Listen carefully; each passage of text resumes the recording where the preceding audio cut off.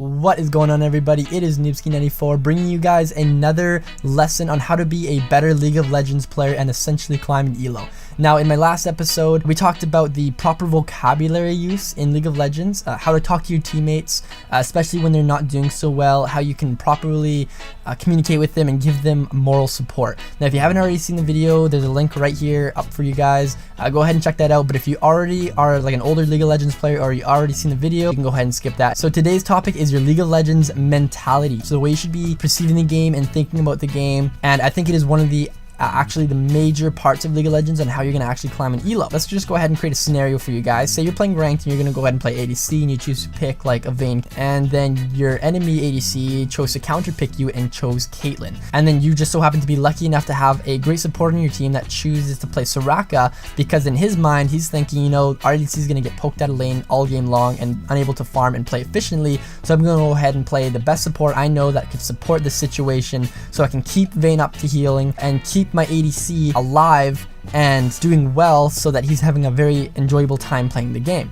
Now that's wonderful. Isn't that nice that your support's doing that for you? That's nice. That warms my heart. Anyways, let's go ahead and throw a scenario that you guys are playing in lane, and sure enough, the Caitlyn is just ripping on you. She's just poking the hell out of you, and your support's got your back. He's just keeping you up, keeping you healed, and your CS is actually managing to even itself out. You're doing pretty good. You're actually a pretty compatible force, and in lane, your guys aren't doing terribly bad. Now, let's just say that there's a mid lane Lux in the enemy team, and she notices that your Soraka is actually pretty low health because she's continuously healing you. And she goes ahead, roams to the dragon pit, and then cross map ults your support and kills it. Now, normally, new players have a certain mentality with this. Normally, like what normal people would do and new people to League of Legends would think, you know, okay, let's back up, let's take a look at the situation. First of all, we didn't notice, we weren't watching the mid lane, and our mid lane didn't ping to let us know that the mid lane was roaming. Even regardless if the mid lane pinged or not, you know, we didn't pay attention ourselves. We also didn't have wards in the bush to watch for this problem to happen. And also, I should have spoke up and said something to my support saying, hey, you know what, you're kind of low health right now. Maybe you should go ahead and back off. Bad.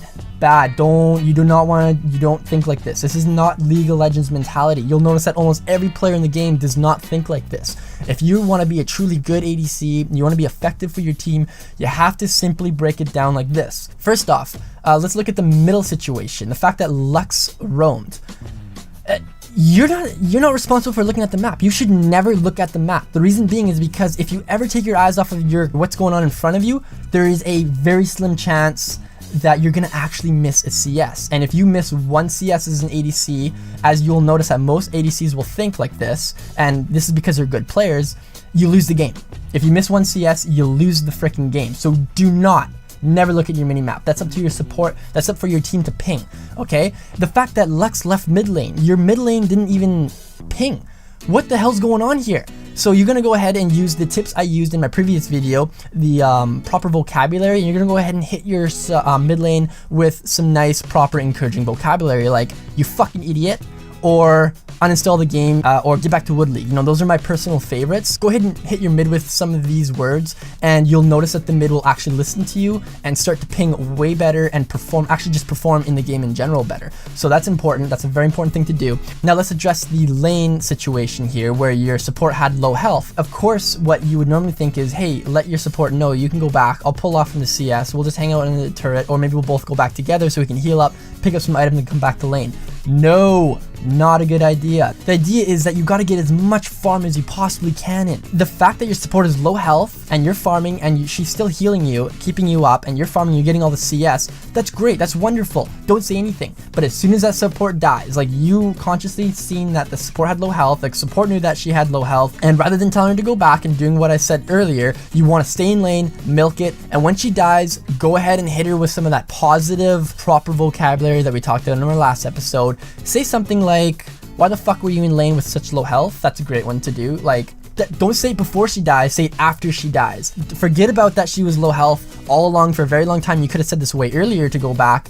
Wait till she dies and feeds the enemy team before you speak up. This is what every League of Legends player does, trust me. You'll grow an elo like this. So tell her after the fact that it happened. You can tell her to like uninstall the game or go AFK. I'd rather just solo lane it. Those are great ones. What will happen is that, of course, just like how your mid laner will increase in skill, your support will also miraculously, like her heals will be stronger. She'll actually have stats on her, like you'll look at her stats She won't have the items for it, but her stats will increase because of what you said to her. It's wonderful. It's a wonderful thing. Make sure you use that terminology with her. And then our third factor is the wards in the river. Now, you knew that there were no wards there. You've seen it. I mean, obviously there's no wards there. You can see if there is a ward or not. So anyways, you're going ahead and you're pushing up. Normally you would say, hey, let's pop some wards in the bushes there, right? And you go ahead and use your trinket. Don't ever do that. Don't ever use your own wards. Don't ever spend a single gold on wards, because the idea is that you gotta farm to build gold. What's the point in farming and wasting it on a ward? That's the support's job. You know your little trinket, your little warding trinket you get? Like, it's just free. It's a free trinket. Don't use that to ward.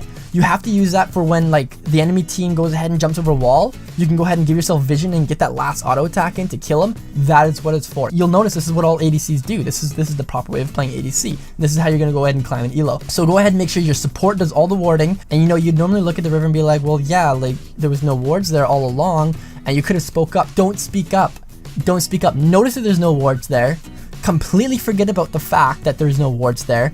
Allow somebody to get ganked, and then after you guys get ganked, go ahead and bring it to their attention in the proper vocabulary like we were talking about. You fucking idiot. So why were there no wards in the river there? Like, you knew that beforehand, before anybody died, but you have to bring it to their attention after you die. It'll make more of a positive impact on your team. It'll make them realize it a lot better, especially if you use that vocabulary I was talking to you guys about in the other video. So those are the three main ways you should react to that situation. And as the ADC, this goes for all ADCs in general. Farm. Like I was saying, don't spend money on wards. You're busy farming. Don't tell your support to back when she's low health. You gotta farm. You gotta hit every single CS. You look on the bottom right hand side, your inventory is full. You're completely built out. Farm. You have to go down bot lane. It's a 4v5 mid lane. You're your ADC. You're down bot lane. You have a complete build. Farm. The reason why ADCs get good at this game and they go to Diamond League is because Riot can see the little number. Like you look on the top right hand side of the screen and you see that number, that farm number. That is what's going to get you elo. That's the only thing that matters as an ADC. Forget about what your team says, forget about pings, forget about team fighting, just farm. So I hope you guys found a bunch of useful information on this video. You see, I only make these videos because this is exactly what players in League of Legends do. It's what I see all the time when I play League of Legends, so it's clearly the way you should be playing. So anyways, guys, I hope you got some information out of this. Go ahead and toss me a like if you did enjoy the video. Subscribe if you do want to see more League of Legends and World of Warcraft content. I'm going to be posting every second day, maybe even every day here. I'm going to see how busy I get. But yeah, thanks again for watching, guys, and I'll catch you on the next video.